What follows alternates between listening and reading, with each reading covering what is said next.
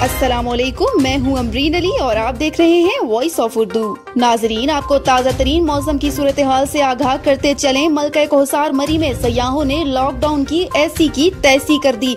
इंतजामिया की सख्त चेकिंग के बावजूद हजारों सयाह मरी घूमने पहुंच गए। मकामी लोगों ने मरी में कारोबार को भी बहाल करने की अपील कर दी। हमारी नुमाइंदा वहां मौजूद है, हम उनसे जानते हैं कि क्या मनाजिर है वहाँ। जी रोजीना, बताइएगा।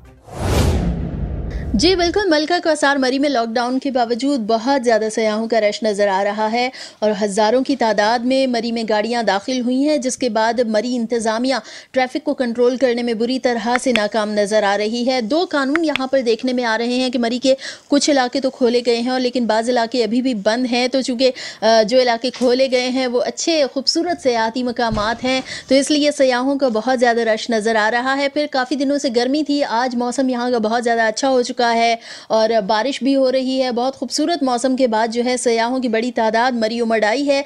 मरी एंट्री पॉइंट पर चेकिंग भी वहाँ पर जारी है, लेकिन उसके बावजूद हज़ारों जो सयाह हैं वो मरी पहुँचे हैं। मरी GPO चौक में ट्रैफिक समेत इस वक्त सयाहों का बहुत ज़्यादा रश नज़र आ रहा है। गर्मी के सताए जो सयाह थे फ़ौरन मरी पहुँचे हैं जैसे ही उन्होंने खूबसूरत मौसम देखा है। जिन हजरात के जो कारोबार थे वो मुतासर हो चुके थे कोरोना के बायस, तो अब वो कारोबार बहाल होने के बाद काफ़ी मुतमईन नज़र आ रहे हैं, काफ़ी इत्मीनान का इजहार कर रहे हैं। लेकिन इसके अलावा जो इलाके बंद हैं वहाँ पर अभी भी काफ़ी परेशान नज़र आ रहे हैं कारोबारी हजरात, और वहाँ पर जो इलाका मकीन है उन्होंने अपील की है कि बंद इलाके जो है उन्हें भी खोल दिया जाए।